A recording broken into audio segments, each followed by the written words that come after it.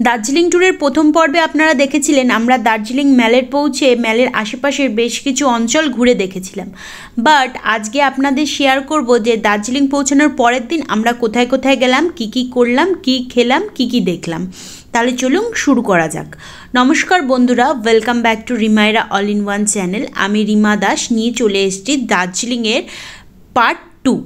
তা আজ এই যে দেখতেই পাচ্ছেন এখন সকাল সকাল উঠে পড়েছি, উঠে চলে যাচ্ছি আমরা রঙ্গমঞ্চ ভবনের সামনে। আর এখন বাজে রাত 3:30। আমরা রাত 3:30-র সময় এই ঠান্ডার মধ্যেই উঠে চলে যাচ্ছি ঘুরতে।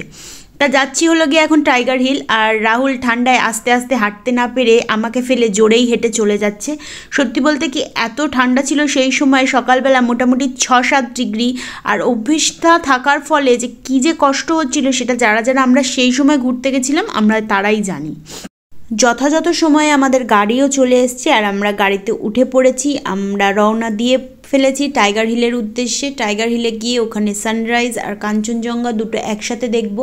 বাট আমার যেটা চিন্তা ছিল যে কাঞ্চনজঙ্ঘা দেখতে পাবো কি না সেটা তো পরের কথা, বাট আমার খুব ইচ্ছা ছিল যে আমার ওখানে গিয়ে মাউন্ট এভারেস্টের চূড়া আর মা কালু এই দুটোই দেখার আমার খুব ইচ্ছা ছিল। আর সত্যি বলতে কি আমি সেই দুটোই দেখতে সাকসেসফুল হয়েছি। আপনারা ভিডিওটা আগে দেখতে থাকুন, তাহলে আমার সাথে সাথে আপনারাও সেটা দেখতে পারবেন। আর এই যে আমরা চলে এসেছি এখন টাইগার হিলে, ওয়াচ টাওয়ারে বসে গেছি সূর্যোদয়ের অপেক্ষা। আর বলতে বলতে সূর্যোদয়ও হয়ে গেল। এক অসাধারণ মুহূর্ত ছিল এটা আমার জীবনের, আমি কোনো দিন ভুলবো না। আমি যে কি পরিমাণ খুশি হয়েছিলাম এই দৃশ্যটা দেখে। আর সত্যি কথা বলতে কি মাউন্ট এভারেস্ট, কাঞ্চনজঙ্ঘা, মা কালু তিনটেই স্পষ্ট দেখা গেছে। আপনারা দেখতে পাচ্ছেন কি না জানি না, বাট সেই মুহূর্তে আমি চোখের সামনে দেখেছিলাম এই তিনটে জিনিসকেই। আর আমার জীবনের সবচেয়ে সুন্দর মুহূর্তগুলোর মধ্যে একটা হলো এই মুহূর্তটা। আপনারা ভিডিওর ডান দিকে যে ছোট্ট চূড়াটি দেখতে পাচ্ছেন সেটাই হলো মাউন্ট এভারেস্টের চূড়া।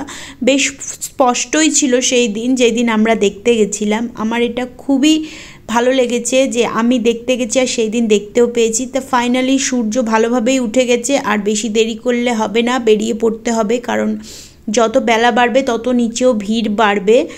আর এই দিকে মানে এই পজিশনটা থেকে যেতে মানে আমার ইচ্ছাই করছিল না, এত সুন্দরভাবে দেখা যাচ্ছিল চারিদিকটা স্পষ্টতই, মানে খুবই সুন্দর একটা মুহূর্ত।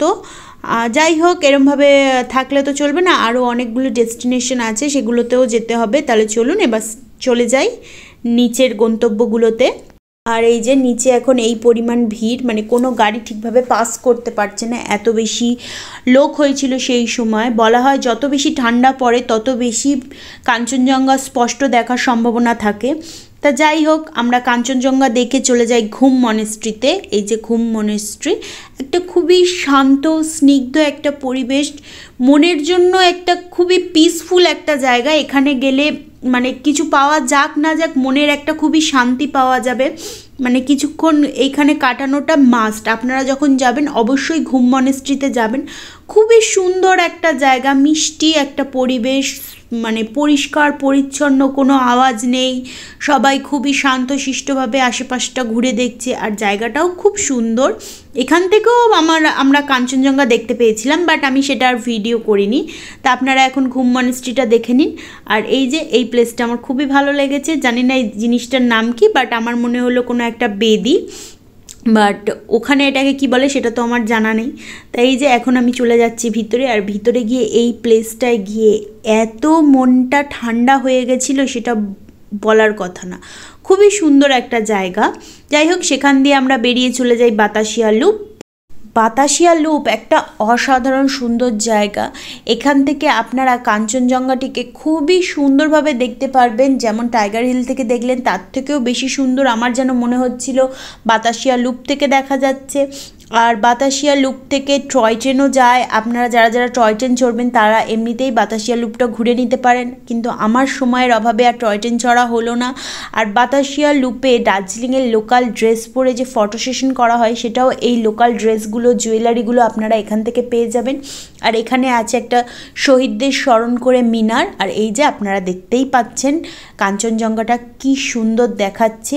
আর এই যে সাদা সাদাগুলো দেখতে পাচ্ছেন, আমার মনে হচ্ছিল বরফ, বাট রাহুল বলল না এগুলো বরফ না, কিন্তু আমার যেন মনে হচ্ছিল ওখানে স্নোফলই হয়েছিল আগের দিন রাত্রে। আর যেই জায়গাগুলোয় ছাওয়া ছিল একমাত্র সেখানেই ছিল, আর যেখানে রোদ্দুর পড়ছিল সেখানে কিন্তু আমি সাদা জিনিসটা দেখতে পাইনি, এমনকি কুয়াশাটা যেটা ভিজে ভিজে লাগে সেটাও লাগেনি। তা আমার তো মন বলছে এটা বরফ। আপনাদের কি মনে হচ্ছে আমাকে কিন্তু একটু কমেন্ট করে অবশ্যই জানাবেন, কারণ আমি এটা নিয়ে একটু দ্বন্দ্বে আছি যে এটা বরফ নাকি অন্য কিছু।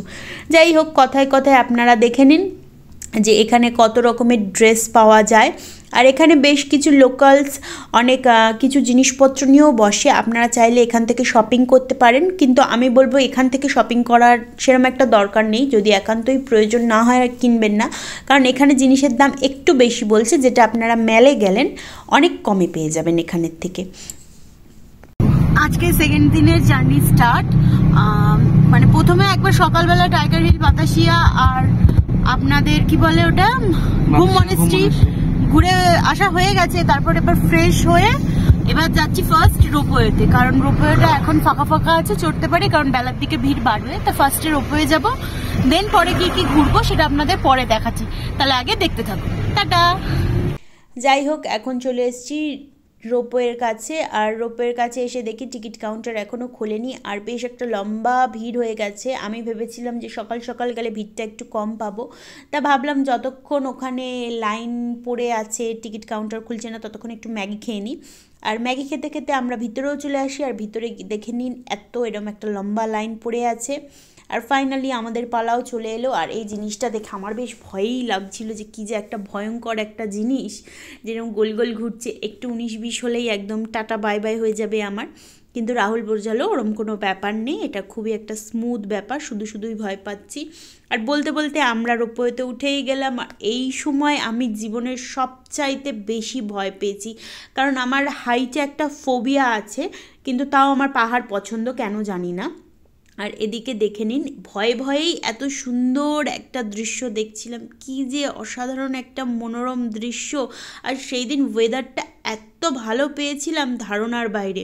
ওখানকার লোকালসরা আমাকে বলছিল দার্জিলিংয়ে যত বেশি ঠান্ডা থাকে তত বেশি ওয়েদার ভালো থাকে, মানে সূর্যটা তত উজ্জ্বল থাকে, আর মানে মেঘ থাকে না, সমস্ত কিছু সুন্দরভাবে দেখা যায়। আর এইদিকে আশেপাশের ভিউটা অসাধারণ লাগছিল। আর এই যে কাঞ্চনজঙ্ঘা, মানে দার্জিলিংয়ে গিয়ে এত বেশি কাঞ্চনজঙ্ঘা দেখে ফেলেছি না, ভ্যালুটা যেন কমে গেছে, যেই দিকেই যাচ্ছি সেই দিকেই কাঞ্চনজঙ্ঘা। ফাইনালি ভয় ভয়ে আমি একটু ভিডিও করে নিলাম। তা রোপওয়ে থেকে গিয়ে নেমে আমরা করে নিলাম এখন লাঞ্চে ছিল একটা সিম্পল খাবার, ভাত, ভেজ, ডাল, চিকেন, পাঁপড়, চাটনি। লাঞ্চ সেরে আমরা চলে যাই একটা টি স্টেট দেখতে। এই টি স্টেটটার নাম আমি তো এই মুহূর্তে ভুলে গেছি, আমার কিছুতেই মনে পড়ছে না, বাট এই টি স্টেটটা খুবই সুন্দর ছিল। আর এদিকে এখন দেখতেই পাচ্ছেন এখন আমরা আস্তে আস্তে নামছি। জায়গাটা খুবই রিস্কি, আমি তো ভাবছিলাম বর্ষাকালে এখানে কি অবস্থা হয়, কারণ খুবই একটা ভয়ঙ্কর পরিবেশ, মাটির রাস্তা, তার উপর আমাদের অভ্যেস নেই। আর আমার যেহেতু হাইটে ভয়, এক্ষুনি বললাম, আমার যেন আরও বেশি ভয় লাগছিল। তো যাই হোক, ভয়ে ভয়ে এত সুন্দর পরিবেশটা আমি এনজয় করতে লাগলাম। আর চারপাশটা দেখে নিন কি অসাধারণ লাগছে। মানে আমি বেশিরভাগই জীবনে সমুদ্রেই গেছি, পাহাড়ে এই নিয়ে 2বার গেলাম, কিন্তু কেন জানি না পাহাড় যেন আমার কাছে অনেক বেশি প্রিয়। টি গার্ডেন থেকে বেরিয়ে আমরা দেখে নিলাম তেনজিং নোরগে পয়েন্ট। এবার চলে যাব দার্জিলিং জুওলজিক্যাল পার্কে। আর ভিডিওটাও এখানে শেষ করছি, কারণ ভিডিওটা অনেক বড় হয়ে গেছে। আর ভিডিও নেক্সট পার্টের জন্য অবশ্যই অপেক্ষা করুন। আর আমার চ্যানেল লাইক, কমেন্ট, শেয়ার করতে ভুলবেন না। আর দেখতে থাকবেন রিমায়রা অল ইন ওয়ান চ্যানেলটি। টাটা।